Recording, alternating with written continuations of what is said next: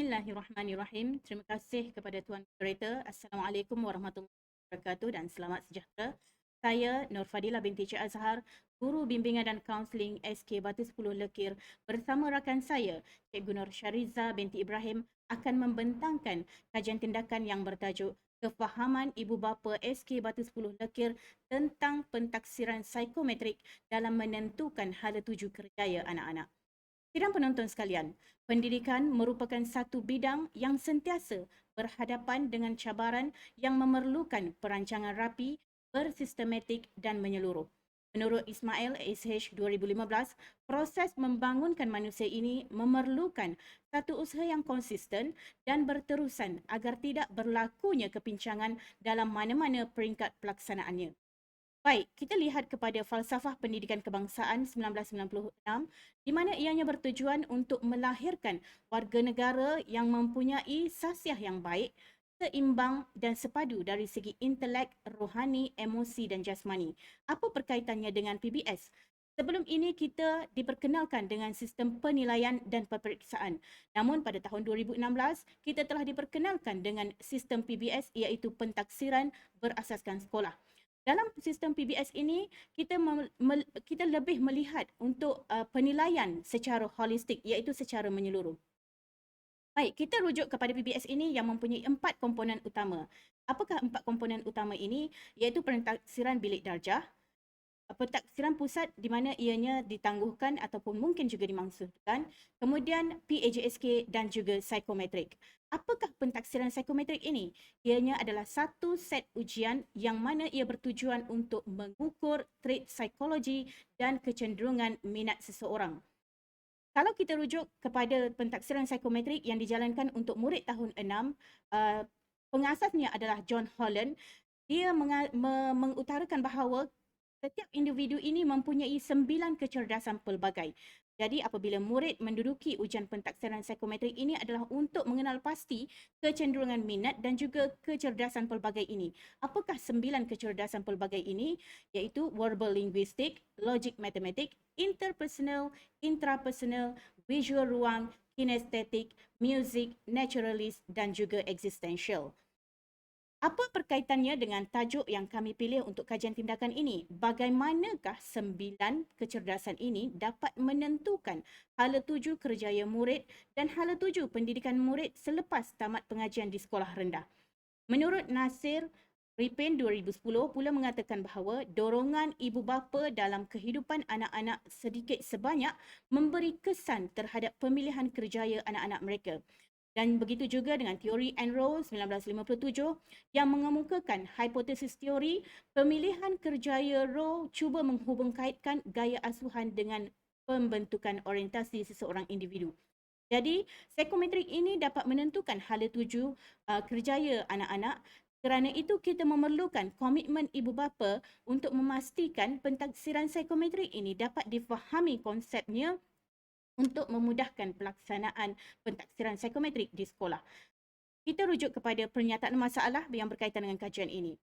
Pernyataan masalah yang kami utarakan untuk kajian ini adalah adakah ibu bapa faham dan sedar tentang pelaksanaan pentaksiran berasaskan sekolah PBS dan pentaksiran psikometrik dan bagaimana pentaksiran psikometrik ini dapat mengenal pasti hala tuju pendidikan dan kerjaya anak-anak. Seterusnya kita lihat kepada objektif kajian. Objektif kajian ini adalah untuk yang pertama, mengenal pasti tahap kesedaran ibu bapa tentang pelaksanaan pentaksiran berasaskan sekolah. Yang kedua, untuk mengenal pasti tahap pemahaman ibu bapa tentang psikometrik. Yang ketiga, untuk mengenal pasti tahap amalan ibu bapa dalam membantu anak-anak ke arah pelaksanaan PBS. Yang keempat, untuk mengenal pasti sama ada ibu bapa mengambil berat akan pelaksanaan ujian psikometrik ataupun tidak. Yang kelima, untuk mengenal pasti sama ada ibu bapa sedar atau tidak akan kepentingan psikometrik ini. Dan yang keenam, untuk mengenal pasti tahap pengetahuan ibu bapa tentang psikometrik dalam menentukan hala tuju murid. Seterusnya kita lihat kepada persoalan kajian. Apakah persoalan kajian ini? Yang pertama adalah apakah ibu bapa ini faham dan sedar akan pelaksanaan pentaksiran PBS di sekolah menggantikan penilaian dan peperiksaan? Sama ada ibu bapa sekarang dia sedar ataupun tidak bahawa sistem pendidikan kita telah pun berubah. Yang kedua, adakah ibu bapa faham bahawa pentaksiran psikometrik juga adalah sebahagian daripada PBS? Kalau ikutkan sebelum ini pada 2014, psikometrik lebih dikenali sebagai ujian aptitude tahun 6. Tetapi pada tahun 2016, ianya telah dimasukkan sebagai salah satu komponen di dalam PBS. Sebelum ini, ujian aptitude ini ianya adalah berasingan dengan UPSR pada waktu itu. Baik, seterusnya, yang ketiga, adakah ibu bapa faham sebab dan tujuan pentaksiran psikometrik dijalankan di sekolah? Yang keempat, adakah ibu bapa faham dan sedar akan kecenderungan minat yang ada pada anak mereka? Dan yang kelima, adakah ibu bapa mendorong anak ke arah menentukan hala tuju kerjaya berdasarkan kecenderungan minat anak itu tadi? Baik, kaedah kajian yang kami gunakan adalah kajian tindakan secara kuantitatif. Kalau ikutkan kajian kuantitatif ini, ada dua jenis kajian, iaitu kajian intervensi dan juga kajian bukan intervensi. Kami memilih kajian intervensi kerana ianya untuk melihat outcome selepas intervensi dijalankan. Data berbentuk numerical, bersifat objektif dan juga lebih untuk melihat penghasilan selepas kajian. Subjek yang kami gunakan adalah seramai 146 orang sampel yang terdiri daripada ibu bapa murid tahun 5 dan 6. Mengikut Crashey and Morgan 1970, di mana di dalam Table of Determining Sample Size of Population, kami merujuk bahawa apabila kita ingin menjalankan kajian sains sosial ini, saiz populasi dan juga saiz sampel amat dititik beratkan untuk melihat aras signifikan dan juga aras keyakinan bagi satu-satu kajian. Merujuk kepada tabel yang telah dibekalkan oleh Crashey and Morgan ini, maka kita dapat lihat bahawa aras signifikan atau confidence level untuk kajian ini berada di tahap 99%.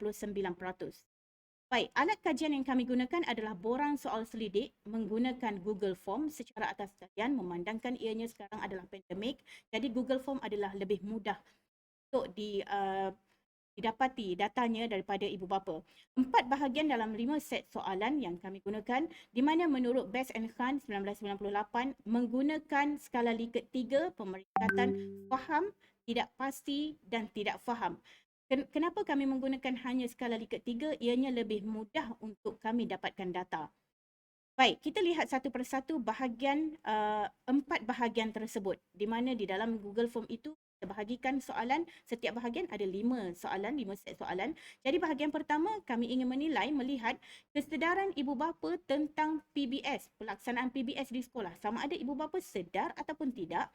Kemudian kita lihat bahagian yang kedua, tahap pemahaman ibu bapa tentang pelaksanaan psikometrik.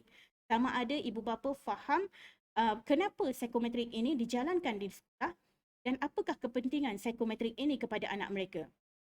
Bahagian yang ketiga, untuk melihat dan menilai kesedaran ibu bapa tentang kecenderungan minat murid. Kenapa kita perlu melihat penilaian tentang kecenderungan minat murid? Kerana ibu bapa kadang-kadang mereka tidak sedar anak mereka ini mempunyai kecenderungan minat yang tertentu.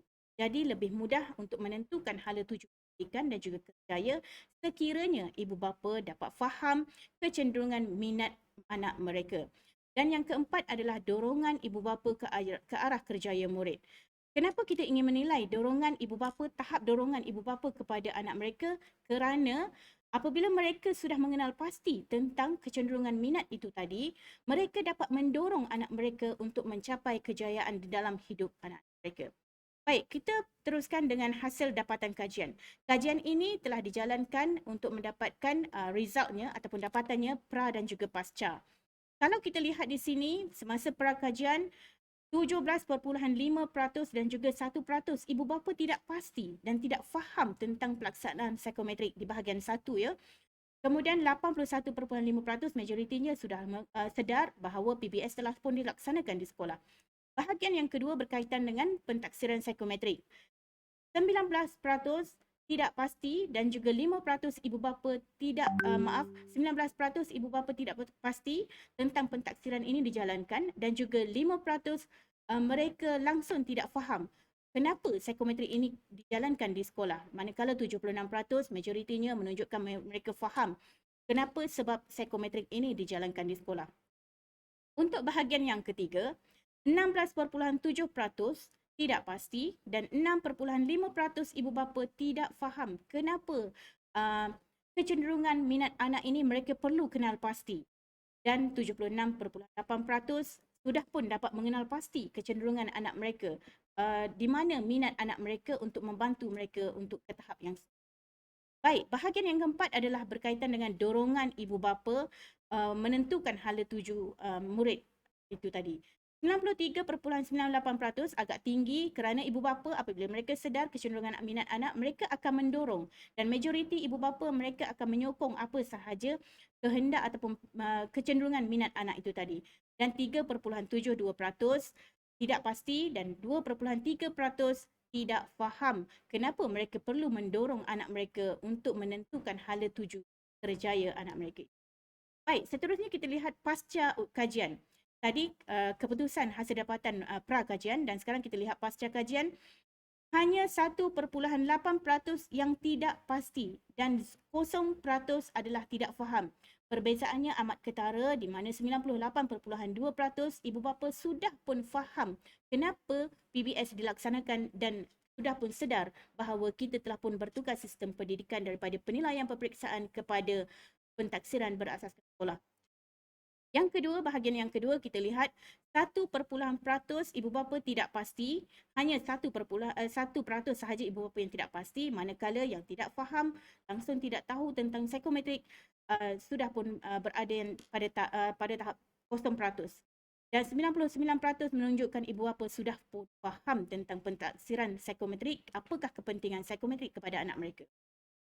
Bahagian yang ketiga berkenaan dengan kecenderungan minat, 6.3%. Pada saya mungkin 6.3% ini adalah menunjukkan ibu bapa dia belum sedar lagi kecenderungan minat anak. Kerana perkara itu adalah sesuatu yang subjektif untuk mengenal pasti minat anak itu tadi. Dan 93%, 93.7% sudah pun dapat mengenal pasti minat anak. Dan yang terakhir adalah bahagian yang keempat, dorongan dan sokongan daripada ibu bapa. Kalau kita lihat perbezaannya dengan pra kajian itu tadi, pasca kajian 100% ibu bapa sudah pun memahami apakah tugas mereka dalam memastikan hala tuju kerjaya dan juga pendidikan anak. Baik, ini adalah intervensi yang sekolah jalankan. Intervensi yang pertama adalah program jaringan transformasi bersama dengan Sekolah Kebangsaan Pebuluh, Wilayah Persekutuan Labuan. Kami jalankan program ini bersasarkan kepada ibu bapa tahun 6 sahaja. Ibu bapa sekolah Batu 10 tahun 6 dan juga ibu bapa SK Berbuluh, ibu bapa murid tahun 6. Kenapa kami mensasarkan tahun 6? Kerana pentaksiran psikometrik ini hanyalah untuk murid tahun 6.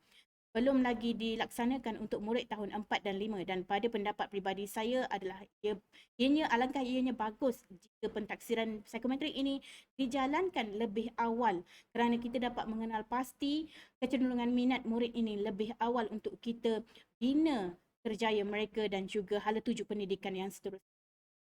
Hasil daripada program jaringan transformasi ini, ibu bapa telah menunjukkan tahap kefahaman apabila borang kaji seliti itu beri kepada ibu bapa tahun 6 dan menunjukkan peningkatan peratus. Begitu juga dengan intervensi yang kedua yang kami jalankan, program Cakna Waris Penggerak Harapan, di mana kami tekankan tentang PBS. Semua guru yang berkaitan dengan PBS, PBD, PAJSK dan juga saya sendiri berkenaan dengan pentaksiran psikometrik perlu membuat pembentangan untuk meningkatkan tahap kefahaman ibu bapa berkaitan dengan pentaksiran psikometrik khusus.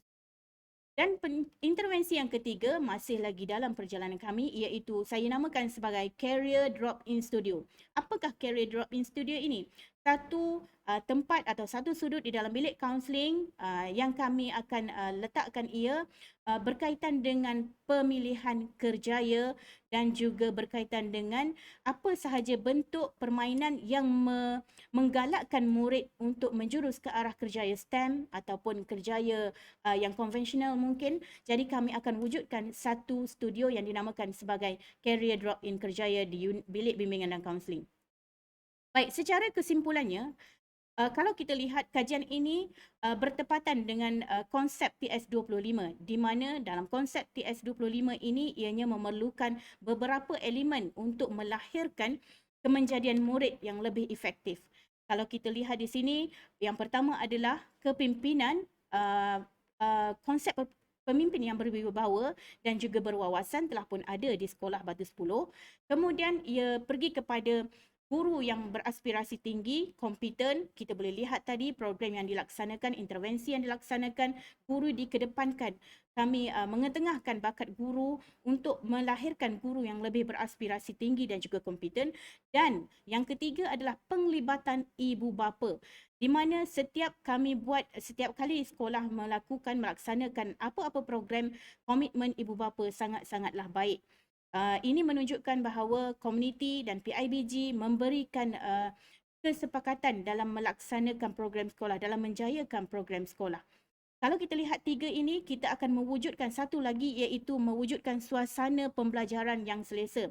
Dan kami letakkan itu sebagai career drop-in studio tadilah. Jadi, hasil daripada gabungan kesemua komponen yang ada ini, kesemua elemen yang ada ini akan melahirkan kemenjadian murid yang lebih berkesan dan juga sekolah yang berkualiti. Saya rasa itu sahaja daripada saya. Sekian, terima kasih dan saya serahkan kembali kepada Tuan Moderator.